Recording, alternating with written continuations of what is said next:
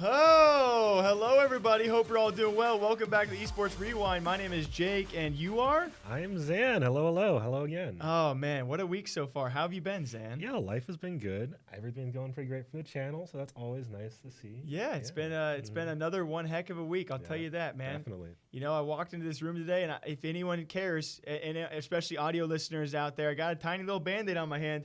I got me a cortisone. I'm pretty sure you're trying to say cortisone. Cortisone steroid. Yeah. That's what I was. Cortisone. Shut the frick up. I got a shot in my hands. In preparation for replacing it with a cyborg arm. Yes, we're all very excited. We are working on making me a complete cyborg to work better here on the channel. So, oh, absolutely. It's all for content. Yeah, I can't wait to make that change for all of you viewers out there. It's really going to be a fun time. And with all of that being said, if anyone doesn't care, let's break it down. You ready to roll, Xan? Yeah, let's do it. Story number 1, inbound. All right, Xan, I know we always say it, but this first one's going to be a short one, and going to bounce it right off you, okay? We're going to go to the French scene for a little French dip. Whoa, oui. Yeah. Nice, dude. Well, my first name is French. Oh, shoot. Yeah, we're not going to reveal that, though. Yeah, true. People act crazy. Now people are going to be like, wait, his first name isn't Xan? To be fair, I don't use my first name anywhere, so it wouldn't matter. Yeah, and I don't use my right last name, so exactly. we're just a bunch of aliens.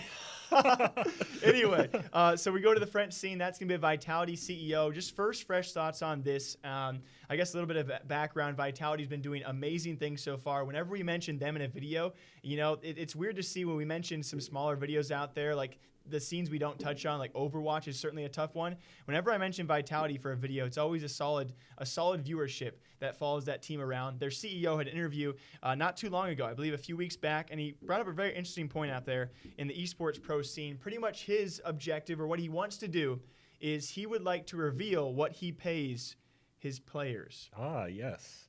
I'd love to hear that. True. And this is an article. This is, by the way, a video idea I had for like 3 weeks. And Xan is our utility guy, so he was waiting for me to post a video to pair the article with it. And every day for like 2.5 weeks, like, Jake, you gonna post that video? There's just so many videos coming out. It was just waiting. It was just in the queue. I like to keep my queue empty. I like to get all my work done, and that was just there. And I'm the annoying guy. I like to work ahead. And so anyway, just your first thoughts on that, because obviously the complications around that, it would be very difficult. But as from your perspective, as a viewer, or maybe give me two perspectives, from a viewer and then from an owner, would you prefer that Vitality start revealing its player salaries? As a viewer, as a huge fan of esports, absolutely. I think we need more transparency on this, not just for the fans, so we know, like, oh, how is my favorite player doing? Are they all right? Are they being properly compensated for all this work they're putting in? But also from the perspective of, I would ideally like all esports players to have some kind of standardization to a certain extent. Yeah. You know, like so we know people aren't getting like aggressively gypped. You know? And then from an owner's perspective, I don't know. That's tough, because like even if you just think about it for 5 seconds, you say, well, if EG is playing their team like, I don't know, like 5 mil, and you're only playing your team 1 mil, then like, what's to stop them from just being like, maybe you should slide a couple more zeros my way? Yeah, that's definitely the issue. I think a lot of people out there would agree with you in terms of, especially from a news outlets. Right. If they release those, we got videos all week long. So not all week. We got videos all year long. Yeah, for sure. Like so-and-so salary went from this to this. Easy. Boom. Drop it. So obviously I'm biased. As a news source and as a viewer, I agree with you. Yeah. It'd be great to see what these players are making, but also agree with you on the other side of things, which makes a lot of sense why it's not a thing, is this could cause so many issues when it comes time for, I think the example I used was, if you are an organization, you're paying your players maybe, let's say, way too much, and you realize you could have got some people way cheaper, or if you're trying to get other players and said team pays them $100,000, you know exactly what you can go in with, just over $100,000, and take that player away. Yeah, in that same perspective, though, I think sports, in standard traditional sports, a lot of those player salaries are public. Yep. And I think what that does allow teams to do is kind of just equalize, because that is a large part of the esports bubble that we've been talking about. A large part of the inflation and a large part of the reason the industry might go through a bit of a rough patch is people are getting paid too much. And that's a fair point to make. That's a really fair point to make, because then all of a sudden you could be, if everyone knows everything, we could see a leveling out, and maybe this is what we need. Yeah, honestly, it could be. And then, of course, the bid war becomes a lot more fair. It doesn't become a Hoonie type deal where all of a sudden God knows how that deal went down. The boy sits down and goes 2.3, and they're like, sure, Like, because they don't know what everyone else is paying. It's like, I mean, he said 2. That's a low number. Sure, yeah. You said 2? I'm just kidding. They just heard 2. If it starts with a 2, it's got to be They low. heard 2 and they're just like, yes. Deal. 0.3. Frick. Million. Ooh. But either way, what do you guys think? I think that it's a great debate out there. Obviously, it has its positives and its negatives. I think, one last question for you, and we'll end on this. Yes or no? Do you think in the next 10 years that esports salaries do become more public? Absolutely, they have to. It's gonna happen. There you have it. Next topic.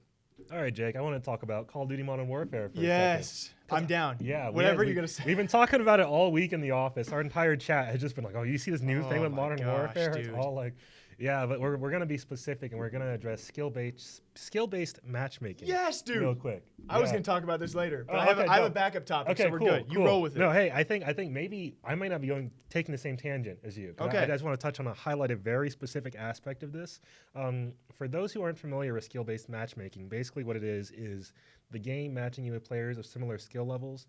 So it'll take into account like your KD, your accuracy, stuff like that, And while this helps average players not get stomped, it kind of, if you're above average, then you have to try really hard every single game just to do okay. Sweats. Which isn't ideal. You want to relax and play Call of Duty sometimes, not like It's tough too, but that's what people constantly. want to do apparently. Yeah, well, who knows, right? Can't remember the last time I actually played COD relaxed, even if there wasn't skill-based matchmaking. But hey, Well, hey, you say that, but surprisingly, people are doing this really interesting thing. I've never seen this in any game ever.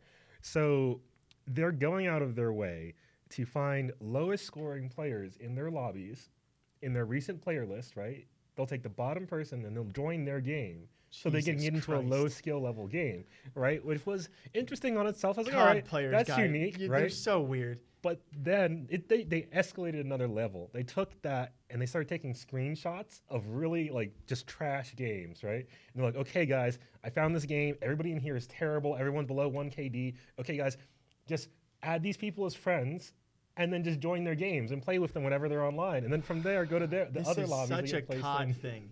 It's such a COD Right? thing, man. But it's so fascinating. It's smart though. Yeah. If you need a workaround, people are gonna find a workaround. It's not convenient. Yeah, Obviously, it's not what obviously people not. want. But the people that really, really want it, they're willing to go out there and and do they're putting whatever so it much takes. effort in. Like I'm gonna join XX Epic's X No, yeah. in his lobby for days because I found like whole groups of people just like sharing screenshots. Like, oh, okay, Jesus like Christ. let's compare. Are these people worse than these people? I don't know. is that like the Interesting. entirety Yeah, of that's I just this wanted the to real dedication touch. of COD Yeah, fans? I just wanted to like touch on that real Well, that's quick. perfect because yeah, I'll bounce yeah. out that as well. We'll make an entire topic talking All about right, go. SBMM. Let's do it. Let's and do you it. guys, of course, can leave your thoughts on it. Do you like it? Do you not? And I think I always love to hear what you guys have to say. for sure. Like my perspective on this is, obviously people to most extent, I would say in Call of Duty, a majority of people I would assume so. Yeah. don't like it. Mm.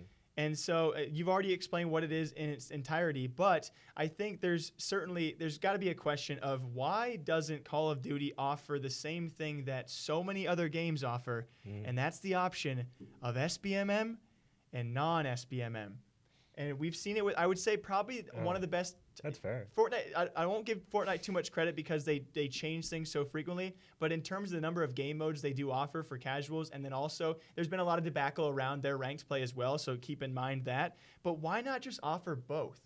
I don't know. I think Does any game do it well though? in our last meeting, we had actually that was literally the thing we said. Why don't they just have a ranked playlist and a non-ranked playlist and have SBMM enabled in ranked? Where you can be a high KD player and play with trash newcomers, or you can go to ranked play and play with brothers that are of your same rank or of your same KD or whatever they balance it by. But to their defense, how many games do that very well? Because from a CSGO background, they do have casual game modes, which no one touches to the point where they go in there and they go in there for a long period of time to enjoy themselves. Most competitive players in CSGO, they enjoy ranked competitive, and they don't go to casuals to stomp casuals not for extended periods of time. Right. So is there a game out there that does it extremely well? I don't know if people will agree with me on this because Oh boy. it's not like this is not like a super hot take. This ain't that spicy, right? But I think Destiny does it okay with its ranked Okay, I playlist. thought you were gonna say some kind of fighting game. I was like, no. do they even have competitive Oh, fighting? well, yeah. Ranked play fighting games? Yeah, of course. We won't dive into that. Yeah, But you think we Destiny, could talk about actually Dragon Ball. That has a great rank. Let's go back to let's stick with Destiny. Yeah. More Okay, of a people know that. But anyway, the way Destiny does it, once it's not great for if you're not good at PvP, which is the problem, I think. Yeah. Because it's such a large skill gap between being, you're one-shotting people essentially half the time, or you're like struggling to get a kill here or there. But in casual play, you get a decent combination of matches where you get people who can like really, really just dominate a match, right? Yeah. If you wind up against a 6-stack or something, right? And in competitive, I feel like it pretty evenly matches you with people who are just as in your same general area. Yeah. Anyway, you know. And again, it's so tough to talk about these things because there's so many other issues with all the games you mentioned. Yeah. Like if I want to mention CS:GO, then people bring up the cheating problem. But I would say if we're both going to stay on that point, at the very least, games like CS:GO and Destiny, they have the option. Yeah, they have a ranked mode and they have a non-ranked mode. Yeah. Activision, Infinity Ward, like, wait. Even Smash Brothers has that. It's like, what are you like? If Smash Brothers can be more competitive reasonably than CoD, there's a problem. You're making billions off your titles, let alone mobile's gonna make you billions in the way future. Oh, it's already made millions. Like I think last number I saw was like, COD Mobile's made like $60 million or something. In the first month. So it's there are so many Call of Duty issues. We'll keep on talking about them. SBM continues to be the talk of. All right, Xan, this was definitely a debatable topic, but also a topic out there which we continue to be very grateful for in terms of organizations that reach out to us. It happens a lot in the R6 scene. It happens sometimes now in the Rocket League scene. It's kind of the smaller organizations, the ones we really do respect, though, that kind of reach out to us and realize, hey, they might cover this. Let's give them some details that they want to know. Right. That was actually about RBG, and I mispronounced their name because B and G to me are the most confusing letters. I can see how, I keep on calling RGB. It's RBG. Mr. Breadbasket of the United States over here. I am just brainiac. A Rocket League organization, though, we actually got the chance to talk to both their owner, their co-founder, he has a lot of titles, and their community manager about a recent thing that I'm going to bounce off you. And that's comparable to a lot of esports out there. It's still a rarity, though, that being the removal of a player or a pro from your lineup after you achieve something great. And why I word it like that is because this team in particular, RBG, they had made RLCS. It's the most prestigious league, the highest level achievable in Rocket League. Right. And during that season, they obviously compete, and that's probably the most consistent prize earnings besides DreamHack events and other events. But it's the best league you have in Rocket League. This team makes it, they qualify, and one of their trio members, Aeon, they remove him from the roster. And so from just that, there's more details, guys. There's more details, but from just that Check alone, out the video. It's a good video. Yeah. We do have a video on this as well, but just from that taking, what's your take on that? If you are, what are your thoughts if a team all of a sudden removes a player that helped get them to one of the highest points in their esport? Well, I think you have to take into account they are just entering the highest point of the esport. So at that point in time, you have to take everything an extra degree of seriously, right? And Rocket League is very much a team-based game. Like the fact that it's a trio, it's a small team. Yeah. If there is one weak link, then you're gonna then you don't have a team essentially. And I think they all probably understand that. I'm sure they had a conversation with him, and I'm sure this wasn't just like a knee-jerk reaction. Oh, we don't like this guy. Let's get him out of here, right? I'm sure. Pardon me. They deliberated about this for like an extended period of time. So, I mean, I kind of don't blame them It must have been a rough choice to make. For sure. Yeah, I mean, I imagine it's going to be hard to find a new player like with any kind of speed, but I think it was probably based on what they've said about it. Maybe it sounds like the right call potentially. Yeah, and obviously adding the more details that we do know now, it was a mutual decision. Right. But I also would say rightfully so on the community side, we saw so many people freak out, and that's because we are a knee-jerk community, right? Like whenever we see things like this, I think a lot of the time, I would say a far majority of the time when things happen between an organization and a player, no matter what it is, people try and side with the player. To be fair, normally it's the organization doing some some shady stuff. We've seen a fair hand of organizations make some bad moves, so obviously we're going to try and defend the player. Yeah, people are a little biased at this point, and honestly, I feel like defending the player is probably the safer move out of the gate. because I'd rather help an individual as opposed to an organization. Yeah, se. we're learning that right Yeah, now with the FaZe Clan Tfue stuff. Yeah, God, we've been that's a mess. been back and That's forth a on mess. that. I mean, No matter what happens, people are gonna hate me because I've been back and I've been like, absolutely. oh, he's winning. Maybe they're winning. Honestly, who knows? I don't think they know, to be honest. But despite that, this definitely going forward shines a lot of light to how we're going to cover things as well, because we found out when I first saw the story, I'm like, wow, like what are they doing? That's so stupid. Then we learned the background details, which were right in front of us the entire time. And yes, to your point, they had all talked about this. Aeon, the player they kicked, he agreed with the decision. He was okay with the decision, has not even actually made an outburst ever since. He's looking for a new team. And so I just think it's very curious going forward what the next one we'll see like this is, because I think it is a rarity in terms of making a huge achievement and kicking one of these players. We don't see it too often, and it kind of just opens it up to what the next one will be and what the circumstances will also be. And I think it's a reminder to everyone out there as well, always look into the background details. Don't jump gun, don't knee jerk. Background details beyond a Twitter thread, too. Yes. Go at least 3 Twitter threads deep. Yeah. Before you That's what we do. We check at least 3 Twitter threads. All right, Jake. So I just wanted to check back in with the Epic Games Store. Ooh, it's been a while. Yeah, it has been a while. We haven't talked about it in, I think, months at this point. It's definitely been a long time. Yeah, and at this point, last week, I believe, was the year anniversary of the Epic Games Store being released. Did not know that. Yeah. That's why I figured, hey, now's the perfect time to see how's it doing. You know what's up. And surprisingly doing pretty well. Really? Yeah. Which we wouldn't have expected, considering how everybody in the community was like, this is the worst thing ever. I hate it. I hope it burns. Oh, yeah. People were angry. Mm-hmm. And it's kind of died down a little bit in a weird way. So anyway, the Epic Games Store, everybody touted it as the first legitimate competition Steam has had in probably like the entire 16 years. Which is probably still true. Yeah. Despite we've talked about some other things coming up, but true. as of right now, still remains true to me. Mm-hmm. Yeah, and I mean they're definitely the only competitor of like bank like money to really throw around that. Yeah. And the main benefit for the main thing that Epic was pushing with their store was a better revenue split for developers, and they were like, hey, this will get. It may not bring players, but if they can get the developers, then the players will come anyway, because the players will, at the end of the day, go wherever they can play the game. Yeah. And as of, March of this year, Epic reported that they have achieved 85 million users. 85 million? Steam. Is that a lot? It is. How many Steam users? Steam only has 90 million monthly. Get the frick. 85 million monthly? Or 85 million, like... They said 85 million. They didn't say monthly. Didn't say, but, I mean, that's to be important fair, because... It is important. It is important. I would assume they meant 85 million total users, and Steam has a substantial larger portion, which makes sense. Yeah. Steam, their current users in total is over 1 billion. That makes sense. Now. Yeah, but active, still... And I think, to be fair, that's in March. So, I mean, most of those accounts for Epic probably were still active, considering it's only been like a couple months. Yeah, but still, 85 million is a pretty solid number. That's respectable, like definitely, especially considering like where we were like a couple months like prior, right? Yeah. Anyway, while we don't know exactly what kind of sales figures Epic is looking at, we do know that developers have reported, hey, it's working out for us, like great. Which is a large portion of why it was very important. Developers not only making more, but having possible connections too, that ultimately makes better games. Yeah, absolutely. And it seems like, Jake, if we had hopped on the Epic Games Store bandwagon at the top of the year, right, we would have had over 50 games for free in our library. Because they actually upheld and they promised, we're going to give you guys 1 free game a week. Oh, that was a thing? That was a thing. Oh, I didn't know that.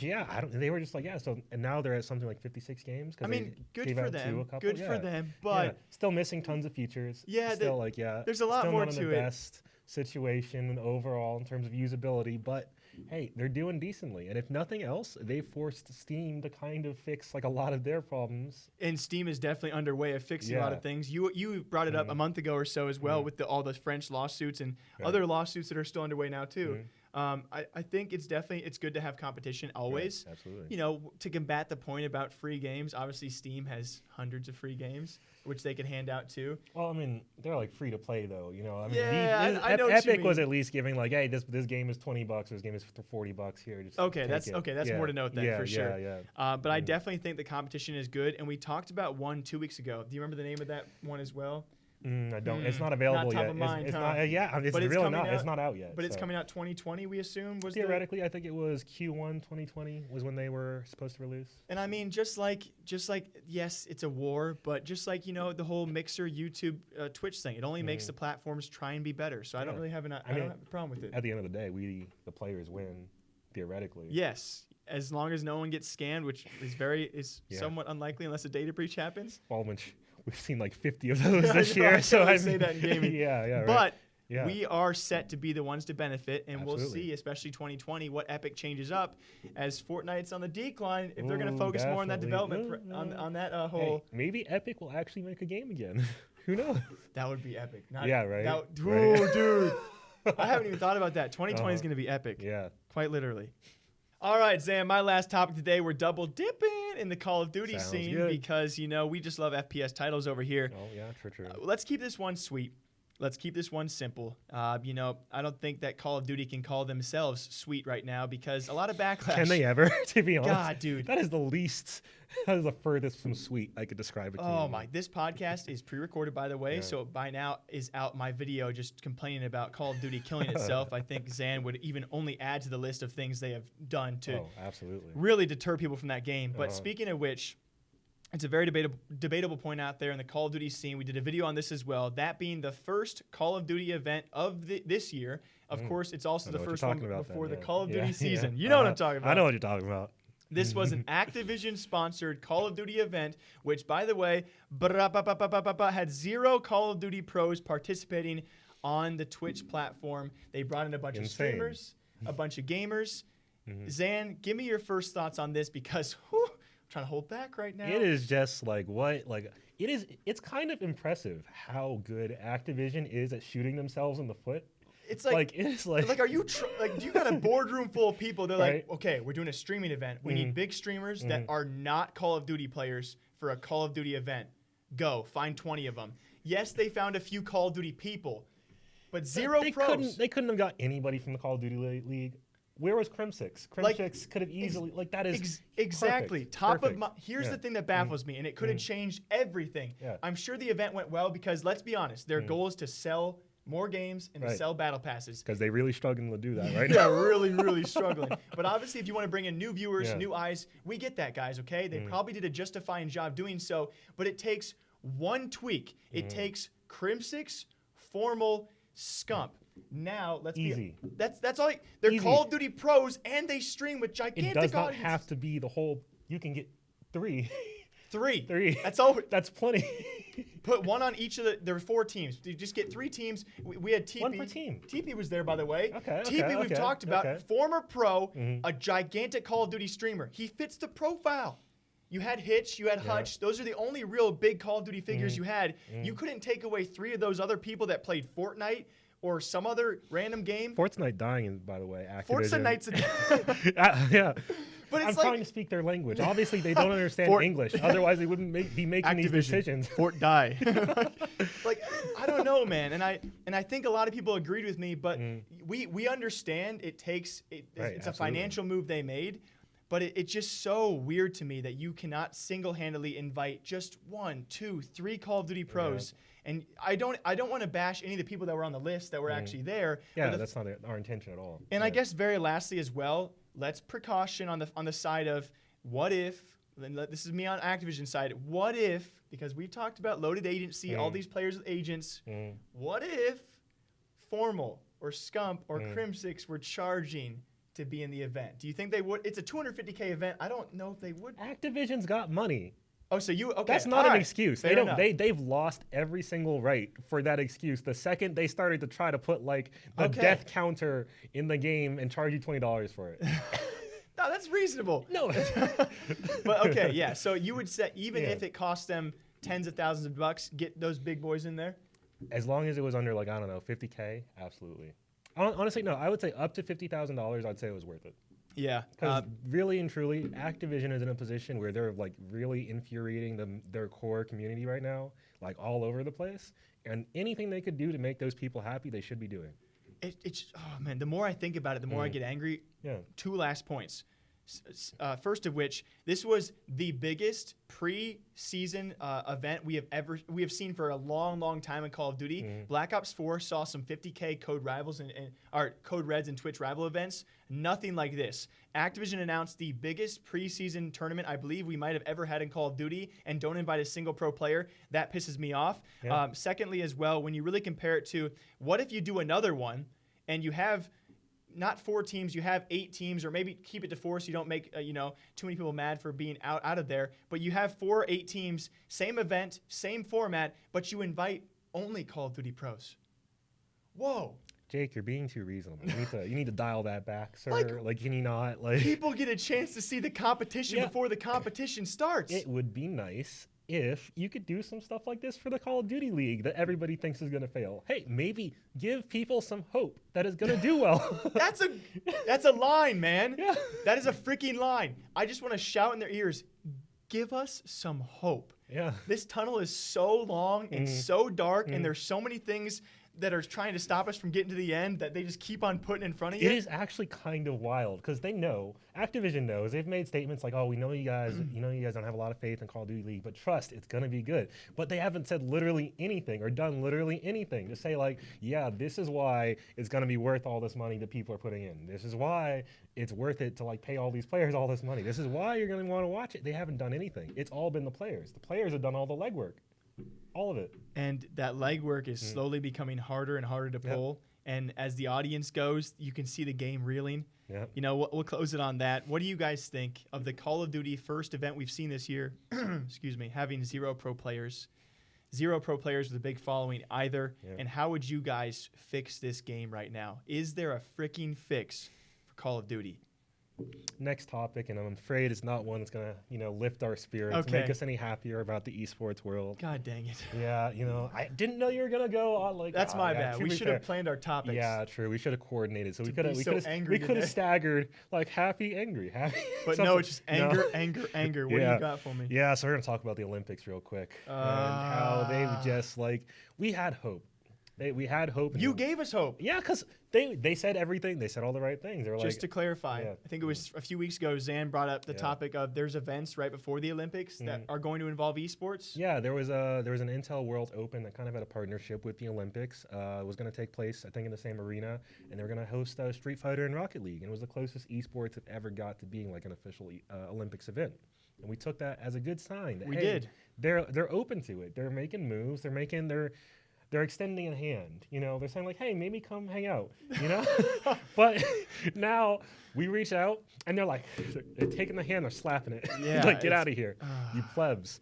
But no. So anyway, the International Olympics Committee, every year they release, or like at least right before an Olympic event, this next one is going to be 2020. They release a statement saying like, "Hey, this is what we're thinking in terms of the Olympics," and they've basically confirmed that they don't want esports. They're not interested. You hear that, let audio me listeners? read their quote because it is Shut truly us down something. lightly, Xan. Yeah. I'm gonna say this with a pinky up because that's how I imagine these people talking. Frick. As they're typing it out, probably just one hand typing. Well, I mean, they probably can't type, so they're doing the one finger hunting and pecking thing. They're with the pinky freaking up. parent Yeah, trying to speak into their phone. Absolutely. But here's what they said. With regard to electronic games simulating sports. But just that alone. I couldn't have started any better. Yeah, right. Sorry. Yeah, you see why my pinky is up I understand now? now. Yeah. The summit sees great potential for cooperation and incorporating them into the sports movement. Many sports simulations are becoming more and more physical thanks to virtual and augmented reality, which replicate the traditional sports. With regard to other electronic games, the summit concluded that at this stage, the sports movement should focus on players and gamers rather than on specific games.